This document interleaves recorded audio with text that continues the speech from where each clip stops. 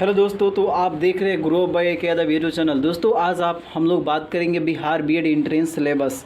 दोस्तों बिहार एग्ज़ाम जो बिहार बीएड जो है वह किस प्रकार की एग्ज़ाम लेती है, कहाँ पे सेंटर हम लोग डालें, किस तरह की यानी कि बोर्ड पे ये जो सिलेबस किस तरह के निर्धारित करती है, इसका जो एग्ज़ाम ड्यूरेशन मतलब कितने घंटे की लेती है, क्वेश्चन किस तरह प्रकार की होती है और यह कितने मार्क्स का होती है, यह नेगेटिव होती है या नहीं, एग्ज़ाम मोड ऑफिशियल हो यानी कि जो ऑनलाइन होगी या ऑफलाइन होगी, इसके बारे में हम लोग जानकारी लेंगे। दोस्तों तो आप लोग बने रहिए अंत तक, जिसमें आप लोग को पूर्णतः जानकारी मिलेगी कि हमको कौन सा सिलेबस में कौन से क्विज सिलेबस में कौन सा टॉपिक पढ़ना है, ये सारा कुछ आप लोग को इस वीडियो में बताऊंगा। तो दोस्तों अभी बात करते हैं बिहार बीएड एंट्रेंस सिलेबस के बारे में। तो दोस्तों एंट्रेंस जब पास हो जाओगे उसके बाद हम लोग क्या करते हैं, कॉलेज में नाम लिखाते थे। दोस्तों कॉलेज में नाम लिखाने के लिए अगर आप गरीब हैं या किसी भी तरह की है तो आपको अच्छा सा मार्क्स लाना होगा, अर्थात 70-80% अगर मार्क्स लाते हैं तो आपको सरकारी गवर्नमेंट कॉलेज में नाम लिखाएगी।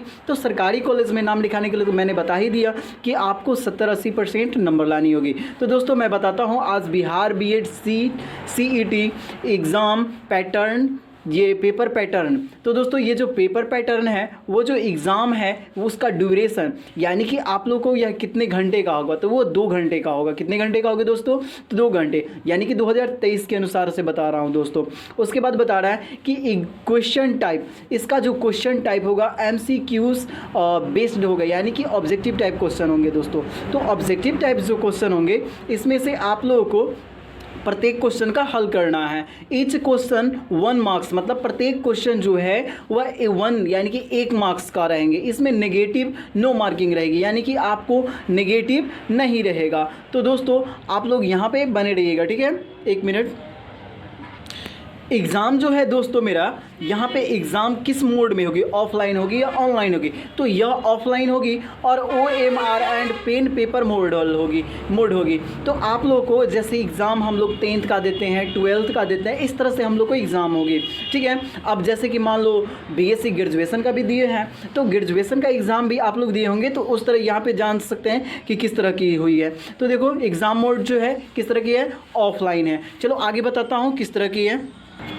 तो दोस्तों अभी बात करेंगे एलिजिबिलिटी के बारे में। तो योग्यता यानी कि ये जो एंट्रेंस एग्ज़ाम है इसकी योग्यता क्या है? तो ये जो योग्यता है दोस्तों, ग्रेजुएशन स्नातक विथ 50% और PG विथ 50%, यानी कि कह रहा है कि आप ग्रेजुएशन पास हो या PG पास हो, जिसमें आपको 50% मार्क्स होना चाहिए। बीटेक में 55% होना चाहिए और एज लिमिट, इसमें कोई एज लिमिट नहीं है। तो आप बीएड का एग्ज़ाम किसी भी एज में दे सकते हैं, ये नहीं कि हाँ आपका एलिजिबिलिटी यानी कि ग्रेजुएशन पास होना चाहिए या PG पास होना चाहिए। अब देखो दोस्तों पेपर स्ट्रक्चर, तो अभी मैं पेपर स्ट्रक्चर के बारे में बताता हूँ कि कौन सा यानी कि किस विषय में कितना नंबर आप लोगों को दिया जाएगा। तो आप लोग घबराइएगा नहीं। तो दोस्तों पेपर स्ट्रक्चर, प्रश्न पत्र संरचना, ये जो मेरा दोस्तों है क्या है कि सामान्य अंग्रेजी या सामान्य संस्कृत। देखिए दोस्तों कोई अगर संस्कृत से ग्रेजुएट करता है तो उसमें है जनरल इंग्लिश, यानी कि आप लोगों को 15 मार्क्स का होता है। कोई संस्कृत से करता है, कोई सामान्य अंग्रेजी से करती है, तो इसमें कोई दिक्कत नहीं है। अब देखो फॉर BEd इन संस्कृत, अगर ओनली फॉर BEd इन संस्कृत, मतलब अगर कोई संस्कृत से भी करते हैं तो कोई दिक्कत नहीं, इसलिए टीचर संस्कृत का अच्छा खासा प्रोफेसर में बन सकते हैं। नेक्स्ट है सामान्य हिंदी, तो जनरल हिंदी जो है 15 मार्क्स की होती है या प्रश्न 15 होते हैं। नेक्स्ट है तर्क एवं विश्लेषण तर्क शक्ति, तो दोस्तों मैं बता देता हूँ ये जो रीजनिंग है ये भी 25 मार्क्स का होती है। तो देखो दोस्तों रीजनिंग जो बनाना, अक्सर बनाने का कोशिश करना जो अच्छा खासा हो। जनरल अवेयरनेस मतलब जो GK GS है, यानी कि सामान्य जागरूकता, GK GS आप लोग देख लेंगे अच्छे तरीक़ा से, वो 40 नंबर का मेन मायने रखता है, ये खासकर देखना। विद्यालय में शिक्षण अधिगम वातावरण, तो टीचिंग जो लर्निंग होती है, इन्वायरमेंट इन स्कूल में जो टीचिंग बताई जाती है इसके बारे में, तो आप लोग को इसमें इससे 25 नंबर का रहेगा। तो आप लोग साइकोलॉजिकल जो मनोवैज्ञानिक होती है इससे क्वेश्चन डायरेक्टली रहती है। तो दोस्तों इसमें कुल जो प्रश्न की संख्या 120 है और टोटल मार्क्स जो है वह कितने हैं दोस्तों? 120 है। चलो अब बताता हूँ कि आप लोग को कौन से विषय में, सामान्य अंग्रेजी में, ये सब सामान्य हिंदी और इस समय कौन कौन सा टॉपिक पढ़ना है इसके बारे में जान लेते हैं। तो दोस्तों पहले बात करते हैं जनरल इंग्लिश के बारे में। तो जनरल इंग्लिश में हम लोग कौन कौन सा टॉपिक पढ़ेंगे, तो comprehension, passage, vocabulary, idioms and phrases, one words substitution, synonyms, homonyms मतलब और उसके बाद है या होमोनिम्स कहते हैं, या antonyms, fill in the blanks, grammar, spot the error या common error, close passage, sentence rearrangement, उसके बाद है spelling, detecting misspelled word या इम्प्रूवमेंट ऑफ सेंटेंसेस। ये सब इंग्लिश से पूछे जाते हैं, मतलब इन सभी टॉपिक से आप लोग को एग्जाम में क्वेश्चन पूछेंगे। तो आगे चलते हैं दूसरे सब्जेक्ट की ओर कि इससे क्या पूछी जाएगी, कौन से टॉपिक से पूछी जाएगी। इन सभी से आप लोग अंग्रेजी में पढ़ के जाओगे तो क्वेश्चन पक्की आएगी।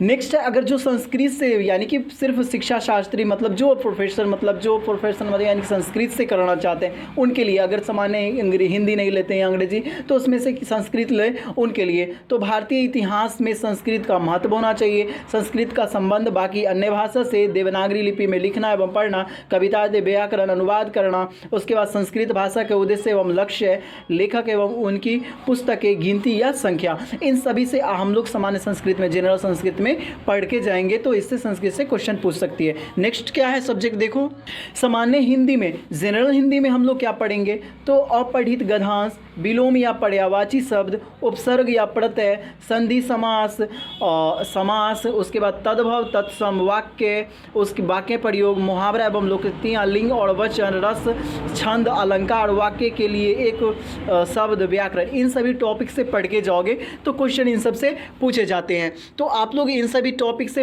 पढ़ के जाओगे जिसमें से किसी को परेशानी नहीं होनी चाहिए कि हाँ सर इसमें से मैंने पढ़ा नहीं।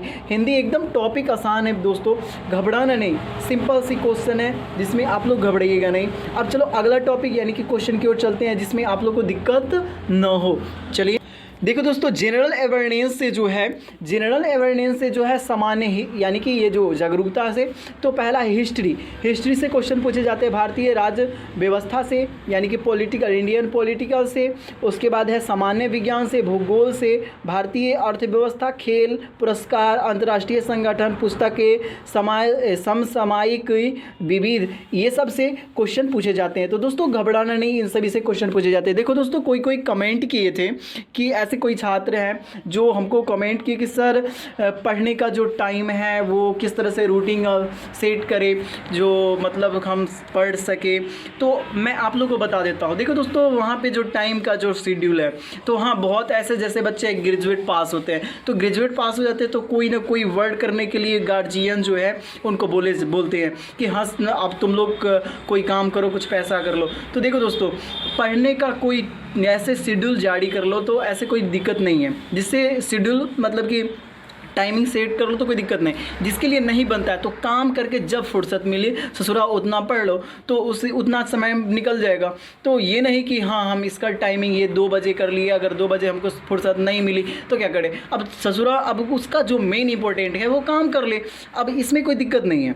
देखो जब तुमको फुर्सत मिले तो काम करो और उसके बाद फिर पढ़ भी लो, तो काम करके पढ़ सकते हो। तो ये भी टाइमिंग सही है। जब एकदम होता है कि सुबह वाले टाइम में पढ़ लो, रात में तो तुम खेती करने नहीं जाओगे या अदर वर्क में नहीं, तो जब आपको फुर्सत मिले उस वक्त आप पढ़ सकते हैं। तो देखो दोस्तों मैं बीएड के लिए स्पेशल जो टॉपिक स्टार्ट करने वाला हूं आपके लिए, जो सब्जेक्ट दिक्कत जिसको भी हो कि हाँ सर ये जो सिलेबस क्या होगी और इन सिलेबस से कौन से क्वेश्चन पूछे जाएंगे, तो ये जो है बीएड का जो लाइव क्लासेस जो होगी 8 बजे रात से होगी, लेकिन जो एग्ज़ाम से 1 वीकली पहले होगी, ठीक है, उस वक्त से। लेकिन ऐसे वीडियो डेली जाती रहेगी आप लोगों को, सब्जेक्ट बाई सब्जेक्ट जो प्रत्येक सब्जेक्ट का होगा मैं बताता रहूँगा, वीडियो बताते रहूँगा। तो किसी को दिक्कत नहीं होनी चाहिए बीएड में एंट्रेंस में, तो घबराइएगा नहीं दोस्तों। तो अब चलते हैं कि सामान्य जनरल अवेयरनेस से तो हो गई, आगे चलते हैं।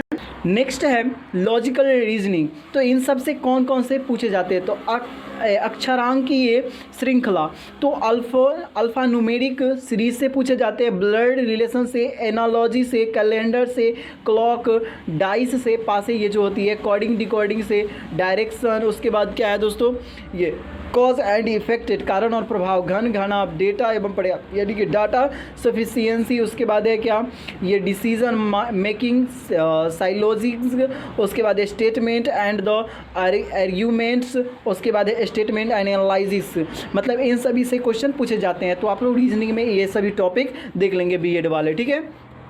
नेक्स्ट दोस्त है शिक्षण, विद्यालय में शिक्षण अधिगम वातावरण, teaching learning environment in the science में, तो स्कूल। तो इन सभी में कौन कौन से टॉपिक से पूछे जाते थे। विद्यालय में भौतिक संसाधनों का प्रबंधन एवं आवश्यकता एवं प्रभाव, उसके बाद छात्र संबंधी मुद्दे, शिक्षक छात्र संबंध, अभिप्रेरणा, अनुशासन, नेतृत्व के इसके बारे में पढ़ लेंगे। उसके बाद शिक्षण एवं अधिगम प्रक्रिया, आदर्श शिक्षक, प्रभावी शिक्षण, छात्रों का संचालन, शिक्षा प्रेषण, ये सबसे देख लेंगे। उसके बाद है पाठ्यचर्या एवं पाठ्येतर, उस क्या है गतिविधियां एवं जैसे वाद विवाद, खेल, संस्कृति, ये सभी से क्वेश्चन पूछे जाते हैं। तो ये सब आप लोग देख लेंगे टीचिंग लर्निंग इन्वायरमेंट से। देखो दोस्तों, अब जो है कोई कोर्स बताए थे कि सर हमको कौन सा ये जो सेंटर कौन सा डाले, मैं किस क्षेत्र मतलब सेंटर डालूं।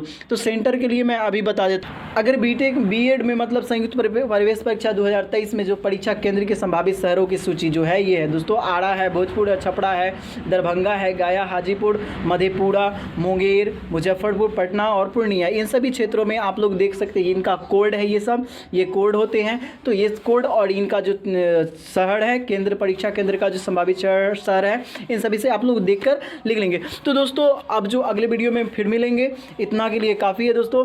तो दोस्तों फिर अगले वीडियो में ये जो टॉपिक स्टार्ट होगी, तो टॉपिक के लिए बने रहिएगा मेरे वीडियो पे। अगर वीडियो पे पहली बार हो तो दोस्तों लाइक और कमेंट, सब्सक्राइब, ये शेयर भी किया करो दोस्तों। मन छोटा हो जाता है, आप लोग लाइक नहीं करते हैं, लाइक किया करो दोस्तों। तो अगर किसी को किसी भी टॉपिक में प्रॉब्लम हो तो कमेंट किया करो कि सर हमको इस टॉपिक में कमेंट यानी कि दिक्कत है। अगर नहीं है तो लाइक करना, कमेंट करना, शेयर करना। जय हिंद दोस्तों, फिर मिलेंगे अगले वीडियो में।